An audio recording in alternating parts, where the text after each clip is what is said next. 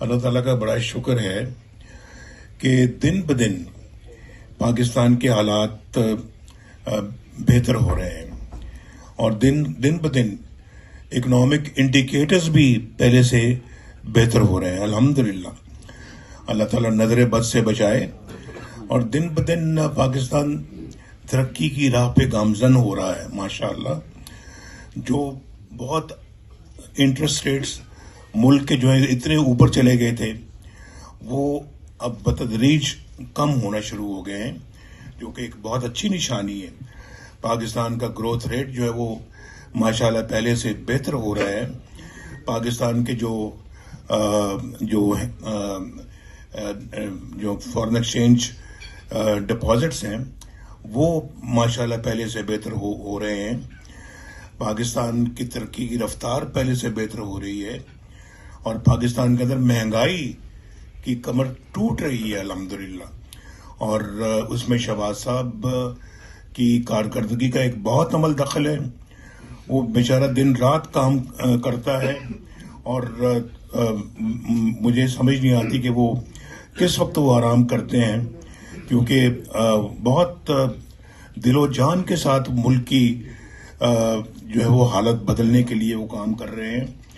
اور ان کی سربراہی میں ماشاءاللہ یہ اکنامک انڈیکیٹرز کا بہتر ہونا ایک بہت اچھی بات ہے اور یہ مسلم لیگ نون کے لیے ایک بہت بڑا کریڈٹ ہے. پھر ابھی بیرسٹر عابد صاحب نے آپ کو میرے دور کی کچھ باتیں یاد کرائی ہیں، کچھ کام یاد کرائے ہیں، کچھ منصوبوں کی طرف نشاندہی کی ہے. اللہ تعالیٰ کا شکر ہے کہ اللہ تعالیٰ نے مجھے یہ توفیق عطا فرمائی اور ہم نے یہ کام کیا. اور عابد صاحب کا شکریہ کہ انہوں نے ان کو یاد رکھا اور آپ سب کو بتایا ہے. تو مسلم لیگ نون جب بھی آئی ہے، اللہ کے فضل و کرم سے جب بھی آئی ہے، پاکستان اس طرح سے اوپر گیا ہے. اور ہم ٹھیک کہتے تھے، میں ٹھیک کہتا تھا. میں 1990 میں جب میں پاکستان کا وزیر اعظم بنا ہوں تو ایشین ٹائیگر کا لفظ سب سے پہلے میں نے جو ہے وہ قوم کے سامنے پیش کیا کہ ہم انشاءاللہ ایشین ٹائیگر بنیں گے.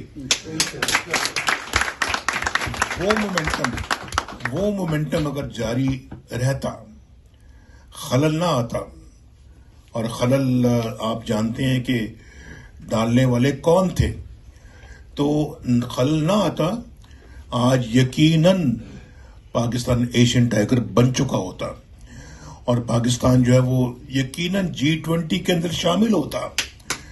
آج پاکستان کا بھی ترقی دوسرے ملک کوٹ کر رہے ہوتے، لیکن یہ تو تب ہوتا نا کہ کوئی خلل نہ ڈالتا. تو خلل ڈالنے والے ذرا اپنی شکل دیکھیں شیشے میں کہ انہوں نے اس ملک کے ساتھ کیا کیا. میرا خیال ہے کہ بہت بڑا ظلم اگر کسی نے کیا تو وہ اسی خلل ڈالنے والوں نے کیا اور اپنی ذاتی ایجنڈے کے لیے کیا، ذاتی مفاد کے لیے کیا.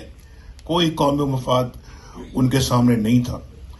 اور وہ سب شکلیں آپ کو یاد ہیں، پتہ ہے آپ سب کو.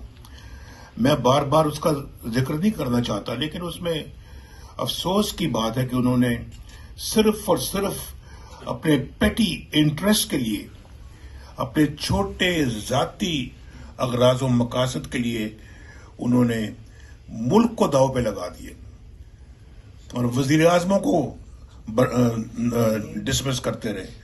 وزیر اعظموں کو گھر بھیجتے رہے. نہ صرف کہ وزیر اعظم کو گھر بھیج دیا بلکہ مجھ جیسے آدمی کو ساری زندگی کے لیے سیاست سے ڈسکوالیفائی کر دیا اور مجھے کہا گیا کہ یہ نواز شریف پاکستان مسلم لیگ کا صدر بھی نہیں رہا اور یہ رہ بھی نہیں سکتا، زندگی بھر نہیں رہ سکتا، الیکشن نہیں لڑ سکتا، زندگی بھر نہیں لڑ سکتا اور دوبارہ یہ الیکشن لڑنے کے قابل نہیں ہے.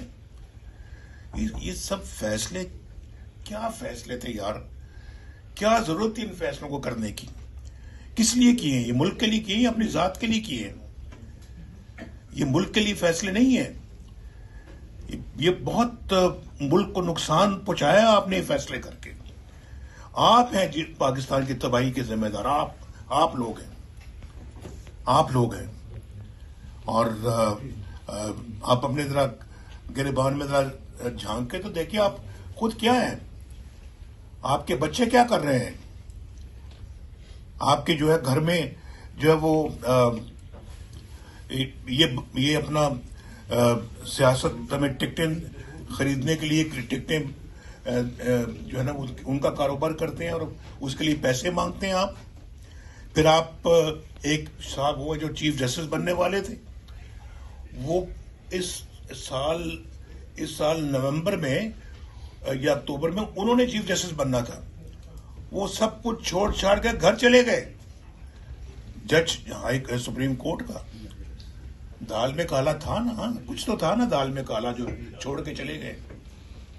مجھے بتائیں، اور اس سے پہلے جو جس جج کو نکالا گیا ہے اس کے ذرا ایسٹس دیکھیں، آپ اثاثے دیکھیں، تنخواہ دیکھیں اور اثاثے دیکھیں. یہ ان لوگوں نے یہ کام کیے، ان لوگوں نے، اور ملک کو ستیہ ناش کر کے رکھ دیا. یہ بڑی تکلیف ہوتی ہے ان باتوں کو جب میں سوچتا ہوں، اور میں چاہتا ہوں کہ میں ان باتوں کو بس اتنا ہی کیا کروں جتنا کہ مناسب لگتا ہے، لیکن میرا خیال ہے کہ اس سے بھی بہت زیادہ اگر کیا جائے تو وہ بھی مناسب ہے.